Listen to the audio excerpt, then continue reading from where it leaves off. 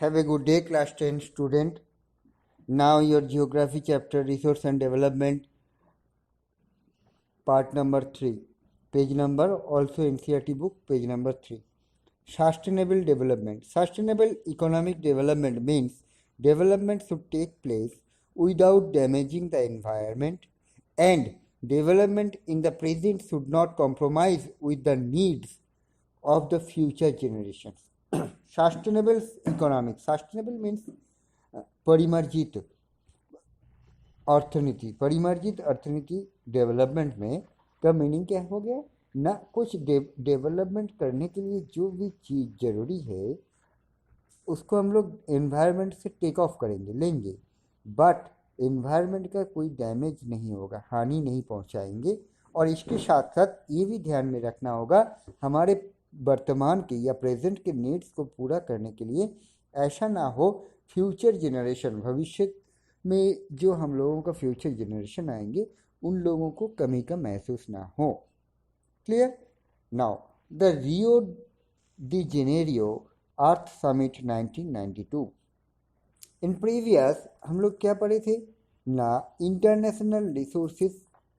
तो इसके चलते हुए पूरे वर्ल्ड में रियो डी जेनेरियो में, ये रियो डी जेनेरियो ब्राज़ील का एक शहर का नाम है जहाँ पर एक समिट या मीटिंग ऑर्गेनाइज हुआ था 1992 में. इन जून 1992 more than 100 heads of states met in Rio de Janeiro in Brazil for the first international Earth Summit. तो 1992 के जून में 100 से भी ज़्यादा देश, country, Rio de Janeiro Brazil में एक ऑर्गेनाइजेशन या एक मीटिंग में एकजुट हुए थे. किस लिए ना, अर्थ समिट, पृथ्वी को बचाने के लिए. The summit was convened for addressing urgent problems of environmental protection and socio-economic development at the global level. तो इस मीटिंग में क्या किस चीज़ को लेकर बात हुआ ना, इन्वायरमेंट कैसे प्रोटेक्ट किया जाएगा और प्रोटेक्ट करते हुए समाज को और इकोनॉमी का, अर्थनीति का कैसे डेवलपमेंट होगा, इसके तौर पे बात करने के लिए. The assemble leaders signed the Declaration of Global Climate Changes and Biological Diversity.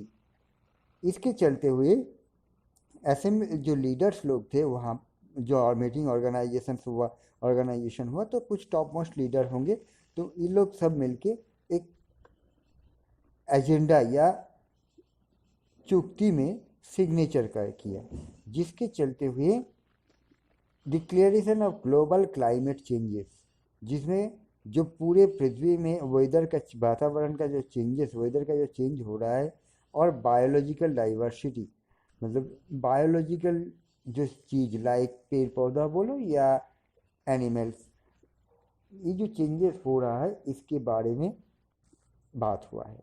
The Rio convention endorsed the global forest principle and adopt agenda 21.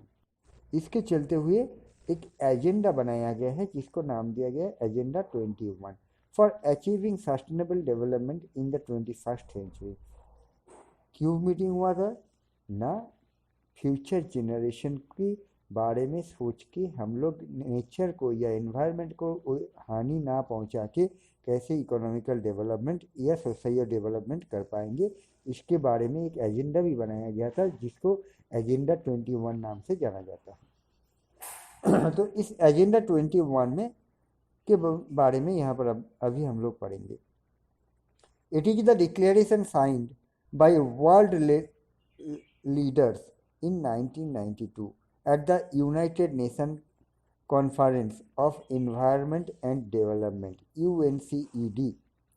तो इसके चलते हुए एजेंडा 21 1992 में वर्ल्ड बेसिस जो लीडर्स लोग थे इनके द्वारा साइन किया गया एक एजेंडा है जिसका नाम क्या है, United nation conference on environment and development, जिसका शॉर्ट फॉर्म है UNCED, which took place at Rio de Janeiro in Brazil.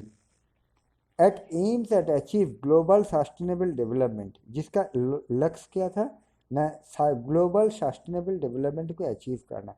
It is an agenda to combat environmental damage, poverty, disease, through global cooperation on common interest.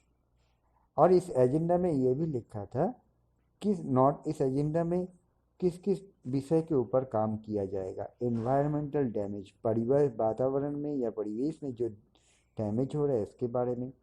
Poverty, we all know that poverty, गरीबी, diseases, बीमारी, ये सब के हर चीज़ के बारे में पूरे सारे ये 100 कंट्रीज एकजुट होकर काम करेंगे। इसका एग्जाम्पल के तौर पे हम लोग देख सकते हैं रिसेंटली जो अभी भी चल रहा है कोविड-19 पेंडेमिक।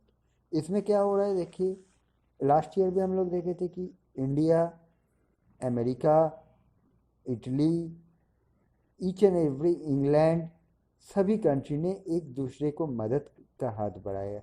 इस ईयर भी वैसे ही चल रहे, साथ में सऊदी अरेबिया, जापान, चीन, सॉरी चाइना तो इस समिट में नहीं पार्टिसिपेट किया था, डिस्क्रिप्शन में जाएंगे, क्योंकि चाइना किसी को मदद उस तरीके से नहीं करता है। तो इस जगह पे अगर हम लोग देखेंगे तो ग्लोबली जो भी कुछ प्रॉब्लम आएगा, लाइक गरीबी हो, चाहे बीमारी हो, या चाहे एनवायरमेंट के ऊपर, तो ये सारे कंट्रीज 100 कंट्री एकजुट होकर उसके ऊपर काम करेंगे और एक दूसरे के लायबल रहेंगे। One major objective of the Agenda 21st is that every local government should draw its own local Agenda 21। और इसके साथ साथ क्या हुआ, सभी लोकल गवर्नमेंट, यहाँ पर वर्ल्ड बेसिस है तो local government means state government नहीं, कंट्री वाइज या कंट्री बेस्ड जो गवर्नमेंट है या सेंट्रल गवर्नमेंट हम लोग कह सकते हैं, वो अपना अपना एक एजेंडा 21 बना लेंगे। अपने अपने कंट्री को कैसे कंट्रोल करेंगे, वहाँ के एनवायरनमेंट, उनके गरीबी, वहाँ के बीमारी, सब कुछ कंट्रोल कैसे करेंगे, इसके बारे में वो अपना अपना काम करेंगे। Resource planning, planning is the widely accept strategy for judicial use of resource. अभी रिसोर्स को अगर हम लोग प्लानफुली यूज नहीं करेंगे तो ऑब्वियसली बाद में प्रॉब्लम क्रिएट होगा नेक्स्ट जनरेशन में। तो इसीलिए प्लानिंग करना पड़ेगा वाइडली, बहुत विस्तृत रूप से, ताकि, और इसके लिए एक स्ट्रेटेजी अपनाना पड़ेगा जो जुडिशियस हो, मीन्स नियम कानून के अधीन हो। It has important in a country like India which has enormous diversity in the availability of resources।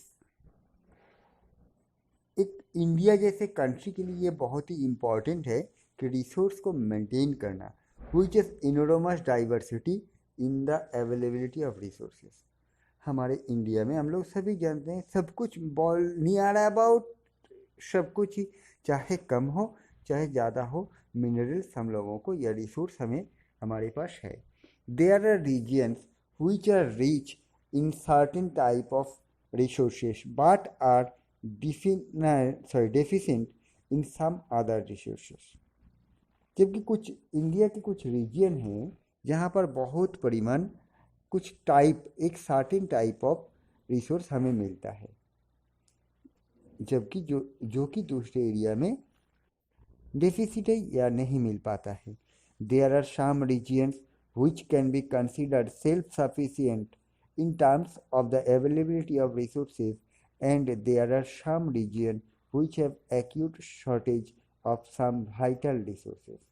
और हम लोग इंडिया में ये भी देखते हैं ऐसा बहुत सारा स्टेट या एरिया है जहाँ पर वो स्टेट अपने लिए या अपने राज्य के लिए अपना रिसोर्स कलेक्ट कर सकता है, और ऐसा भी एरिया देखे है जहाँ पर उस राज्य में अपना रिसोर्स, अपनी ज़रूरत का रिसोर्स कलेक्ट नहीं कर पाता है इन्वायरमेंट से।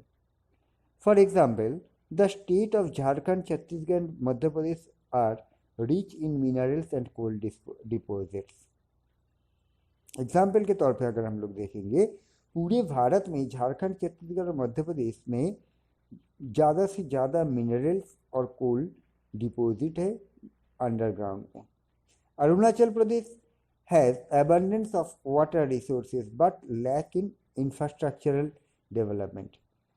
और दूसरी तरफ अगर हम लोग देखेंगे, अरुणाचल प्रदेश में बहुत ज़्यादा से ज़्यादा पानी है, बट वहाँ पे इंफ्रास्ट्रक्चर के कमी की वजह से उस रिसोर्स को डेवलप नहीं कर पाया जा रहा है। The state of Rajasthan is very well endowed with solar and wind energy but lack in water resources। फिर दूसरी तरफ अगर हम लोग देखेंगे, राजस्थान में क्या है, विंड एनर्जी, सोलर एनर्जी बहुत ही ज़्यादा परिमाण हम लोगों को मिलता है, बट वहाँ पर वाटर का बहुत कमी है। The cold desert of Ladakh is relatively isolated from the rest of the country.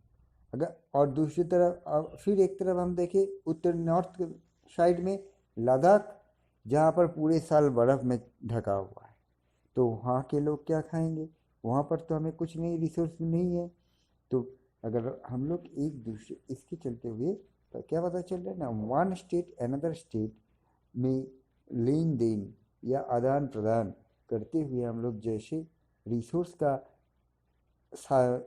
Distribution कर रहे हैं, वैसे ही जो रियो दे जेनेरियो में एजेंडा 21 पे साइन हुआ था या बनाया गया था, उसके चलते हुए ईच एंड एवरी कंट्री वहाँ पे ऐसे ही सोच रखेंगे, एक दूसरे को मदद करेंगे। Now it has very rich cultural heritage but it is deficient in water, infrastructure and some vital minerals। Ladakh घूमने के लिए या बहुत ही रिचर लोग रहते हैं वहाँ पर, लेकिन वहाँ पर पानी नहीं मिलता है, बर्फ़ भी बर्फ़ है, या वहाँ पे इंफ्रास्ट्रक्चर, मशीनरीज, फैक्ट्रीज वगैरह कोई नहीं बना पाएंगे, उसके साथ साथ माइंस भी बना नहीं पाएंगे। This call for balanced resources planning at the national, state, regional and local level। ऐसे ही एक दूसरे के साथ हम लोग मदद करते हुए नेशनल लेवल पे, स्टेट लेवल पे, रीजनल लेवल पे एंड लोकल लेवल में भी हम लोग क्या देखते हैं, ऑब्वियसली आप लोगों में भी होंगे, हमारे उधर भी होता है, हर जगह। मेरे घर पे नमक ख़त्म हो गया, रात को दुकान बंद है, ध्यान नहीं आया, बगल वाले आंटी के हो, चाचा पड़ोसी के घर से थोड़ा नमक मांग लिया, तो वैसे ही मतलब क्या, उन्होंने मुझे मदद किया।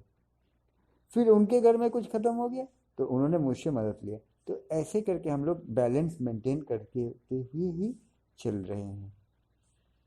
Now resource planning in India. Resource planning is a complex process which involves, resource कैसे प्लान करके हम लोग यूटिलाइज करेंगे, ये बहुत ही लंबा प्रोसेस है, जिसमें क्या क्या इन्वॉल्व है। Number 1, identification and inventory of resources across the regions of the country.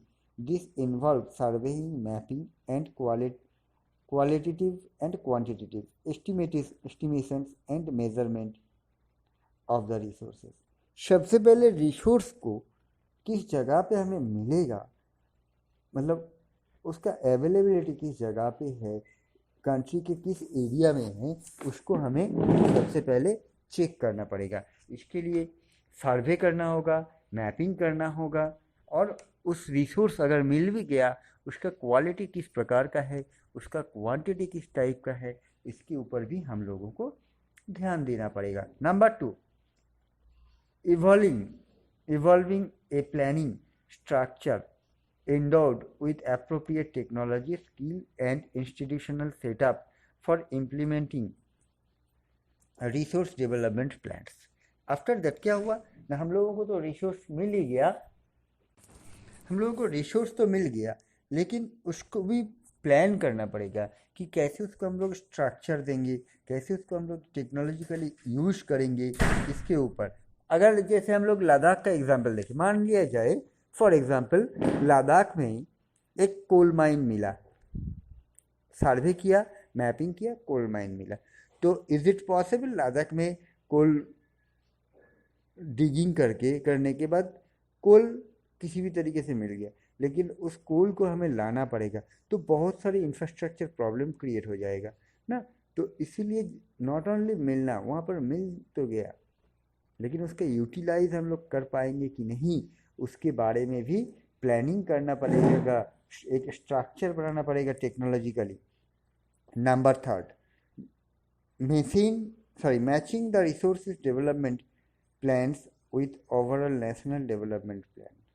और इसके साथ साथ इस रिसोर्स को भी, जैसे कोई इस रिसोर्स को नेशनल डेवलपमेंट की मतलब जातीय स्तर पे डेवलपमेंट के काम आ रहा है कि नहीं, ये भी हमें देखना है। India has made concerted effort for achieving the goals of resources planning rights from the first 5-year plan launched after independence।